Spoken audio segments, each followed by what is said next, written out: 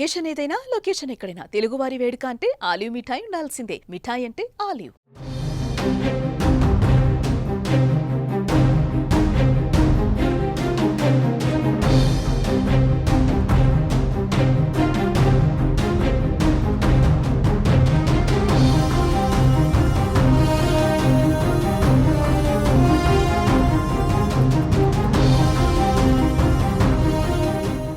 మరో 24 గంటలు.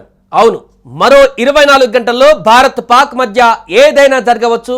యుద్ధం అనివార్యమైతే గతంలో లాగా సర్జికల్ స్ట్రైక్ చేస్తారా, లేదంటే యుద్ధానికి సై అంటారా? ఆర్మీకి ప్రధాని మోదీ ఫుల్ పవర్స్ ఇవ్వడంతో దాయాది దేశానికి వన్నులో వణుకు మొదలైంది. యుద్ధ భయంతో పాకిస్తాన్ నేతలు పిచ్చి ప్రకటనలు చేస్తున్నారు. అంతేకాకుండా ఏ క్షణాన భారత్ దాడి చేస్తుందోనని పాక్ భయంతో వణికిపోతుంది. ఇలాంటి సమయంలో పాక్ పైన మరిన్ని పిడుగులు వేసేందుకు భారత్ రెడీగా ఉంది.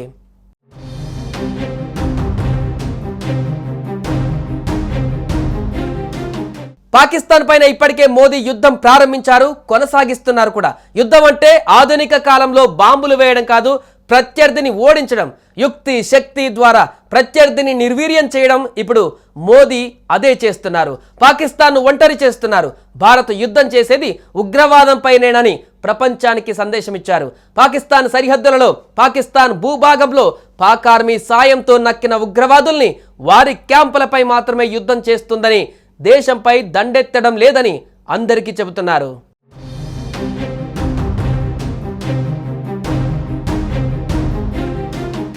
మరోవైపు పాకిస్తాన్ సమాచార మంత్రి అతుల్లా తారార్ మాట్లాడుతూ భారత్ రాబోయే 24 గంటల నుంచి 36 గంటలలో సైనిక దాడికి ప్రణాళికలు రచిస్తుందని తమ నిఘా వర్గాలు హెచ్చరించాయని చెబుతున్నాడు. అలాగే పహల్గామ్ ఘటనలో పాక్ ప్రమేయం ఉందని, న్యూఢిల్లీ కల్పిత నిరాధార ఆరోపణలు చేస్తుందని, సైనిక దురాక్రమణ చర్యలకు పాల్పడేందుకు ఈ వాదనలు చేస్తుందని ఆరోపించారు. పాక్ కూడా ఉగ్రవాద బాధిత దేశమేనని, భారత్ చేస్తున్న ఆరోపణలు ఖండిస్తున్నానని నొక్కి చెప్పారు. ఇస్లామాబాద్ తటస్థ నిపుణుల కమిషన్ ద్వారా విశ్వసనీయమైన పారదర్శకత దర్యాప్తునకు సహకరిస్తామని చెప్పిన భారతదేశం ఘర్షణ మార్గం ఎంచుకుంటుందని అన్నారు. ఒకవేళ తమ దేశం పైన సైనిక చర్యలకు దిగితే మాత్రం పరిణామాలు తీవ్రంగా ఉంటాయని హెచ్చరించారు. రక్షణ అధికారులతో ప్రధాని మోదీ సమావేశమైన కొన్ని గంటల్లోనే ఈ ప్రకటన వెలువడడం గమనార్హం. అంటే ప్రధాని మోదీ ప్రకటనలో పాక్ వెన్నులో భయం మొదలైందని చెప్పాలి.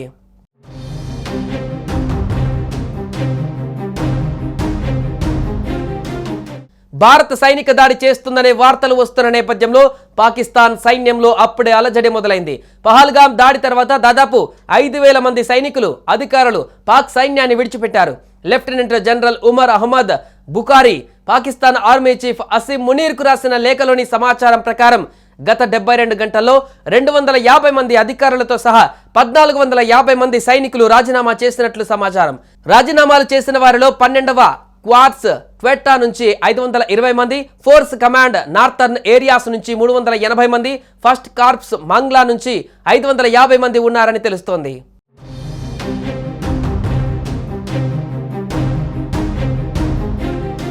(1971) అయిన కార్గిల్ వార్ సమయంలో పాకిస్తాన్ పిచ్చి చేష్టల వల్లనే యుద్ధం చేయాల్సి వచ్చింది. అప్పట్లో పరిమిత వనరులతోనే లక్షల మంది పాక్ సైన్యాన్ని బందీలుగా చేసుకున్నారు. కానీ ఇప్పుడు యుద్ధం అంటూ జరిగితే భారీగా ప్రాణ నష్టం జరుగుతుంది, ఆస్తి నష్టం కూడా జరుగుతుంది. అందుకే భారత్కు జరిగే నష్టాన్ని ఆపేందుకు మోదీ భిన్నమైన వ్యూహంతో వెళ్తున్నారు. భారత్కు, భారత ప్రజలకు చిన్న నష్టం కూడా జరగకుండా ప్లాన్ చేస్తున్నారు. ఆ ప్రక్రియలో అసలు యుద్ధం ప్రారంభమైంది.